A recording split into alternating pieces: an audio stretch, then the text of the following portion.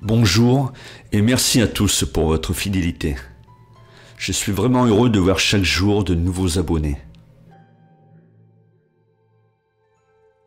Depuis ma plus tendre enfance, je suis émerveillé par les romans d'Herbert George Wells, notamment par La machine à explorer le temps, une œuvre qu'il a écrite en 1895. Le voyage dans le temps reste encore de nos jours l'un de nos plus grands fantasmes. Qui n'a jamais rêvé de parcourir les époques, soit pour vérifier l'histoire telle qu'on nous l'a enseignée, soit pour connaître notre futur? Avec de telles informations, je pourrais certainement détrôner les plus grands gourous du net, décrocher les plus grosses cagnottes du loto,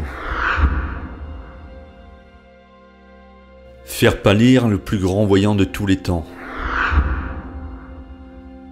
ou même encore faire passer George Soros pour un rigolo.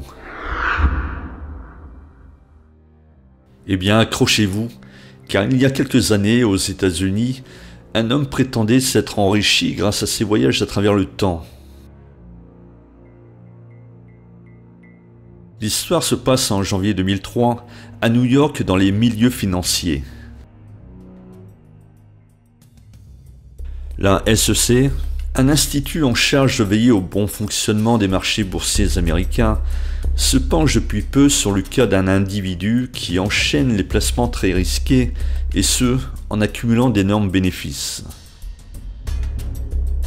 Après enquête, les employés de la SEC constatent que celui-ci, en partant d'un portefeuille de seulement $800, est aujourd'hui, après 2 semaines de transactions boursières, à la tête d'une fortune de plus de 350 millions de dollars. Les responsables de l'Institut n'ont aucun doute. Ils sont face à un délit d'initié.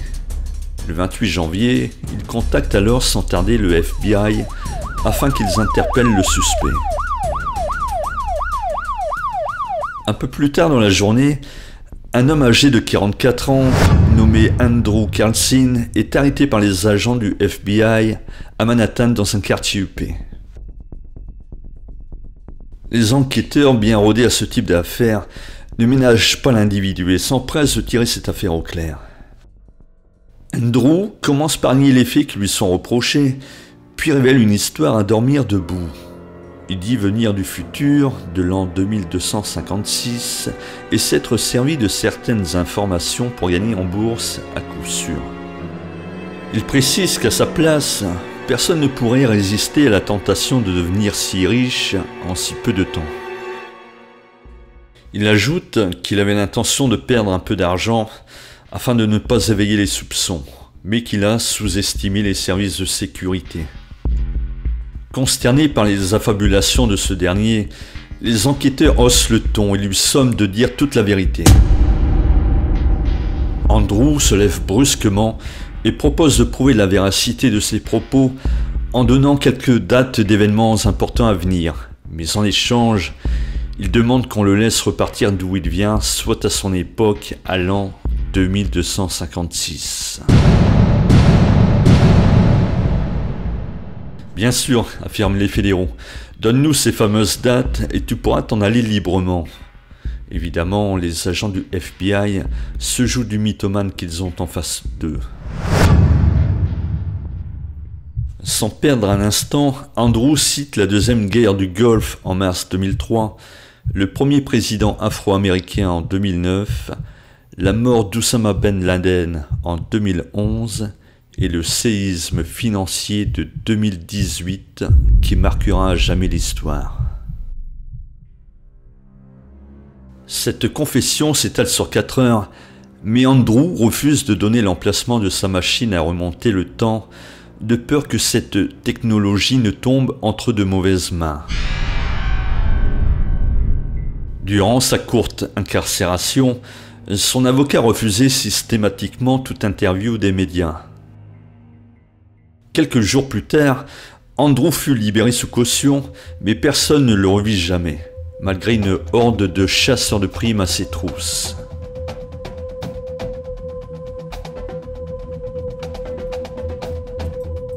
Les agents du FBI nous disent aujourd'hui n'avoir jamais apporté aucun crédit à cette histoire. Néanmoins, ils admettent qu'il n'existe aucune trace de cet individu avant le 12 décembre 2002, date de sa première transaction boursière. Les recherches administratives ont été vaines, et du côté des empreintes digitales ou de l'ADN, aucun résultat non plus. L'homme semble n'avoir jamais existé. Les autorités américaines ont-elles couvert cette personne contre d'importantes révélations? On peut se poser la question. Certains disent que cette histoire est née dans le journal satirique américain Weekly World News, mais d'autres affirment le contraire. Dans ce genre d'histoire, il est toujours très difficile de remonter la source.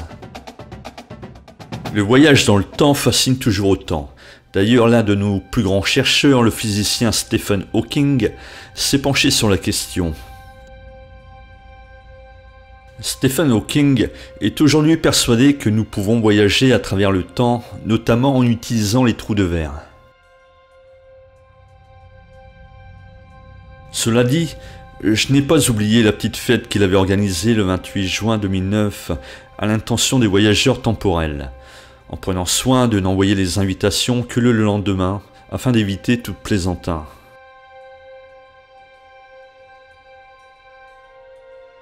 Résultat, sa petite sauterie fut un vrai fiasco, car personne n'était présent ce jour-là. Nous ne pouvons toutefois pas écarter l'idée que dans le futur, personne n'ait eu vent de cette invitation. Alors, la question reste ouverte.